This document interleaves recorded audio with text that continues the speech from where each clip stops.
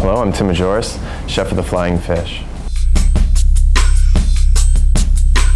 I've been working with Disney for 9 years. I've worked at the Grand Floridian, as well as I was formerly a sous chef here at the Flying Fish, and I've worked at the Boardwalk in other capacities as well. I grew up in Ohio. My grandfather was a commercial fisherman in Lake Erie, and that's how my family started to be raised. So he passed away a little while before I was born. However, that mentality of growing up in around the Great Lakes started my passion for fish, and specifically fishing, which translated to the table, right?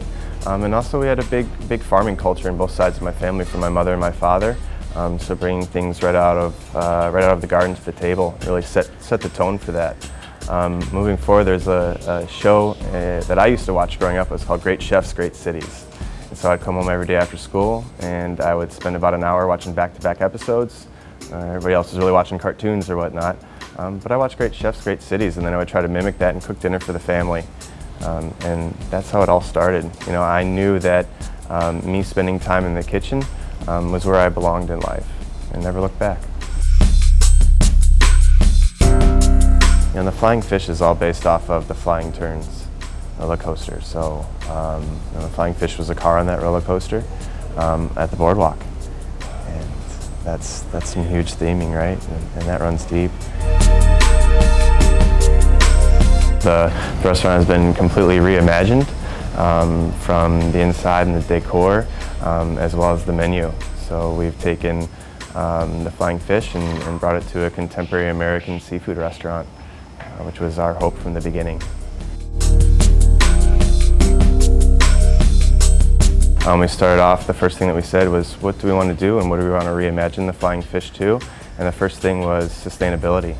So our menu is 100% sustainable, and that was our Geiger counter and our jump-off point to say, where can we go with sustainability and having the Flying Fish be the benchmark for it. So, you know, we've had a very hot summer, so that's affected where the fish is coming from. So we work with multiple different purveyors to find the best in the day for the day. And really use Monterey Bay Aquarium as a great tool to assist us in that, and not only just the fish, but also the catching methods and the longevity of the species. So I guess it's a daily endeavor, and it's a labor of love. Some of my favorite dishes, I really enjoy our yellowfin tuna. We're doing that as an appetizer. It comes with some compressed watermelon that has Tahitian lime oil with just a little bit of added flavor. Also comes with takuan and some watermelon radish for a bright color, and then a nice orange vinaigrette to go with it. So there's a little spice in the crust that goes around the outside with espelette and the fresh citrus notes. So it's very fresh for the summertime. We have an amazing appetizer. It's called the Tour of the Coast. And we called it Tour of the Coast because it features so many different pieces of seafood that come through there. It has local floated rock shrimp coming from Port Canaveral. We also have a seared grouper cheek, icy blue mussels, and middle neck clams coming from St. Augustine. There's a silken celery root puree that goes down, and a fresh brandy-laced lobster stock that finishes off the dish. So really to start your meal, and to start your meal in a seafood fashion, that's probably the number one that I could recommend for you. For entrees, we're looking towards, from the seafood side of things, we have char-grilled octopus, which again is done over the oak grill. Comes with some sustainable Chilean sea bass, and a wonderful bomba roast with a house-made chorizo, so a little bit of spice in there to complement the sea bass. It's delectable.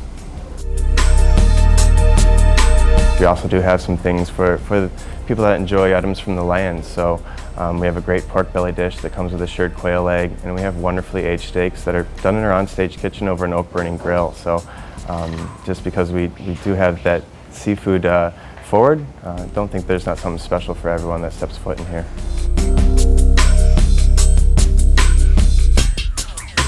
If I'm sitting, you know, right here and I'm looking at the beautiful bottles of wine and I'm starting to look over the wine list, and I want to know, okay, are we getting into Italian reds tonight with our dinner? Or are we looking towards something a little more light with, you know, a nice Chardonnay coming out of California to partner with my seafood?